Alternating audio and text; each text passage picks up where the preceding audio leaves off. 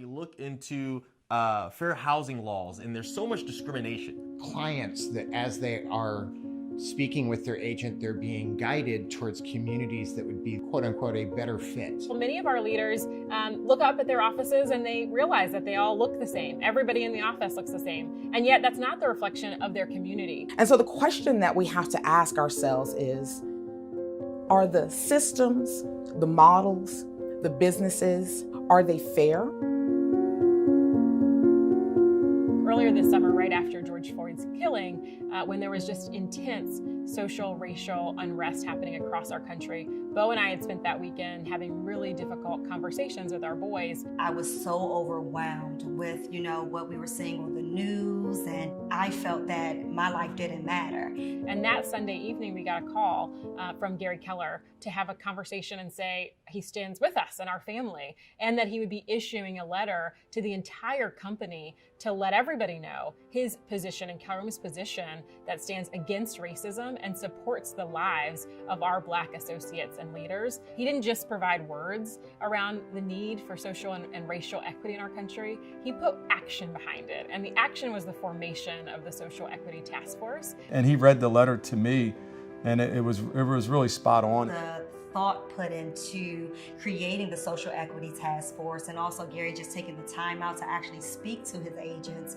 it really meant a lot to me. Dear Gary, I am writing this letter after reading your email to the Keller Williams family and honestly overcome with emotion because my white CEO genuinely cares about me.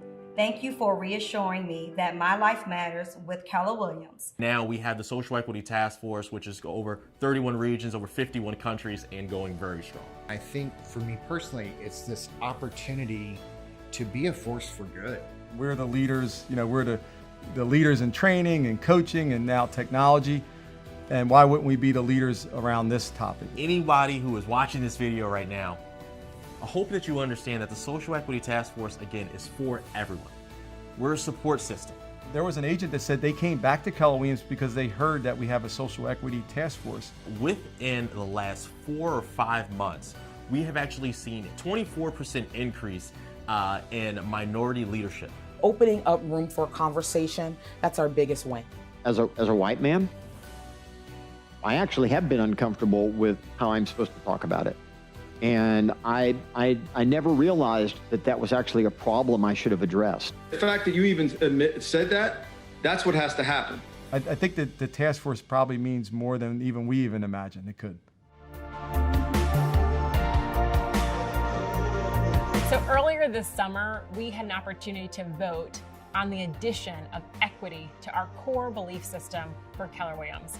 We've never in the history of our company have we changed the core beliefs. Looking across these faces of people as they're making their votes, you can see the emotional reaction and you can see the eyes tear up as one after another this unanimous yes vote comes through. It being unanimous, 122 votes were cast in favor of the motion, which obviously exceeds the 2/3 majority required to pass the motion. I actually cried. Gary Keller didn't make that change. The company made that change, right? He couldn't make that change in the belief system. It had to be everyone else. That vote was epic. That vote was historic. And that vote was monumental for Keller Williams. As the mom of 4 beautiful brown boys, I feel the impact. I feel the power. I feel the passion. I feel hopeful in the change of what is to come. The future looks bright for Keller Williams Associates of Color. When I think of, what to expect, I'm thinking of more people that look like me in leadership roles, more people looking like me as a trainer. When we all work together, when we all support each other, that's when we'll really be able to see a change.